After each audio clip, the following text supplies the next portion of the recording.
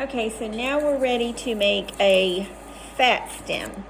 And let's make sure you can see all of the materials. This is our regular stem that we made earlier. So now we're going to do the fat stem. And I had mentioned in my introduction video about the sticks that a lot of people use. This is a stick I actually just walked out in the yard, just broke it off of a limb that had fallen out of a tree. I don't really care what it looks like. It's a little bit longer than I wanted, but it's okay. It'll help to, because basically all it is it's going to be a form, because if you want to build a nice, really fat stem, it's going to take you a long time, and you're going to use a lot of materials to do it, just doing it this way. I mean, you can, but why not save yourself some trouble and time and use something as a form? It doesn't have to be a stick. It can be something else, anything that's round in the size that you like. I just used a stick because it's available and it's free, but also because it does have the brown bark underneath. So if there's any showing through this rope, it's going to look a little bit more natural. So basically you just take your form, and we're going to make this the top, and then this is going to be the bottom. It's a little fatter, and usually you'll want to do your rope a little bit longer. I think I cut my rope about the same size, maybe just slightly, but you want to just run a bead all the way down, and you can actually even take this rope down to smaller pieces by continuing to twist. So we got 3. We can actually come back and twist these loose and get even more. So then out of 1 you would actually get 9 small pieces. My glue dried before I got it on there. I'm just fixing the glue. Okay, so we've got this on there, and because you want the stick to be covered, that's part of the reason you're going to want it a little bit longer. So now we have the really skinny ones. We're just going to come back in there and fill those in. With the sisal or the manila rope, you have this rustic look. As you can see, you have the little threads hanging out, and it just makes it look more like this was created from nature versus the jute, which doesn't really have the strings. Okay, so, and you can see I'm able to touch this without burning myself because my finger is sticking to the glue. So I'm going to come back and do a fatter piece now. And at this point, I'm going to kind of just keep the bottom pieces even, and the top pieces are going to be different sizes, because I'm going to make kind of a curved tip. If you want to make it curved, make your, just cut your rope a little bit longer.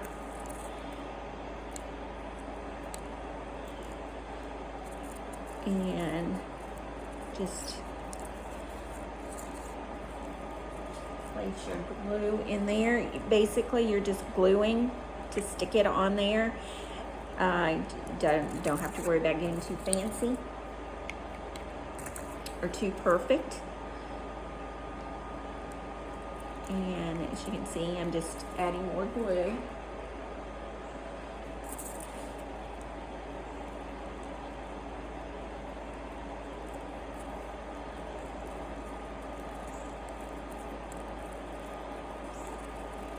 Again, so see, we're starting to develop our stem now.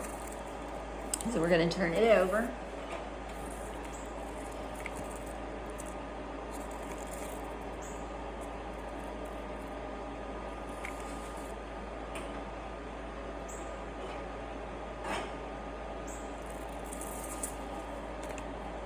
Adding more glue.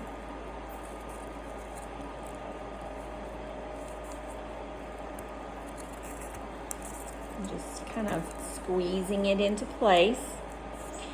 And I think I'm actually going to start attaching some of this so that it's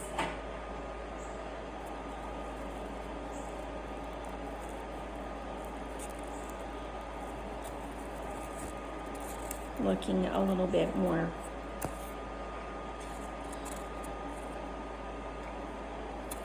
If you wanted to make your pumpkin stems, if you wanted them to have that white look, like natural pumpkin stems start looking after they've dried, or some have, especially on the mini pumpkins, then I would suggest just getting the sisal rope. It's about the same price as the manila, but it's going to go a long way for you.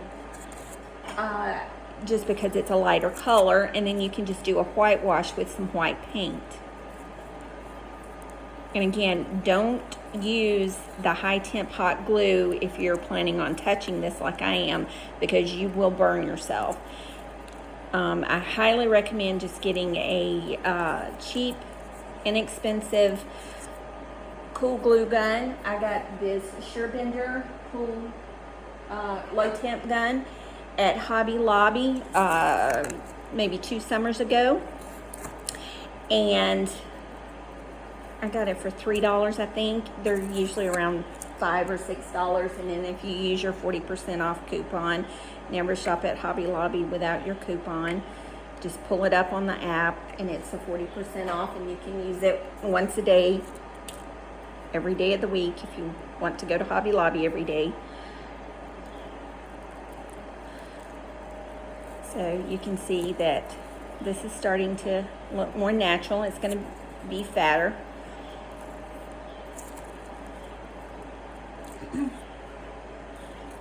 And this doesn't really take very long. If you were not standing here talking and you were actually working, you would probably be done by now. And this one's actually going to be a little short, which is okay, because, you know, nature is not, in all of nature's perfectness, it's still not perfect. And so we ripped this pumpkin off the vine, and the vine ripped as well. Look for some longer pieces.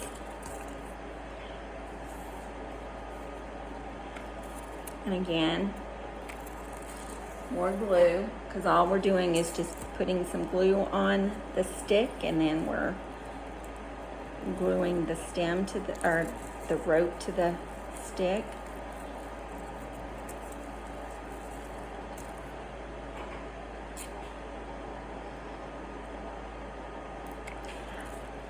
I will show you in our final video how to attach all of this to your pumpkin. And again, we're going to use glue, hot glue.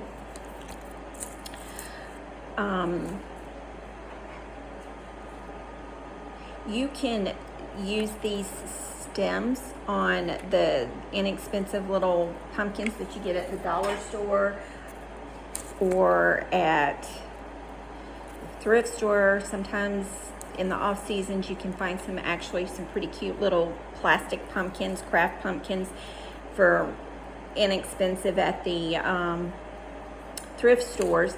And then you can just repaint them however you want. If it's a styrofoam, do not use spray paint because it will melt your pumpkin. But if it's plastic, you can use spray paint. You can just use a mix of paint. Just adding more glue. And I'm sure you can't really see that.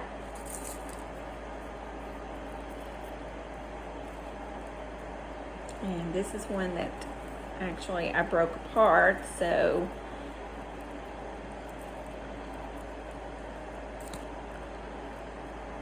I'm gonna just, again, my hands are in the way, but you can see we're just adding glue and gluing it on.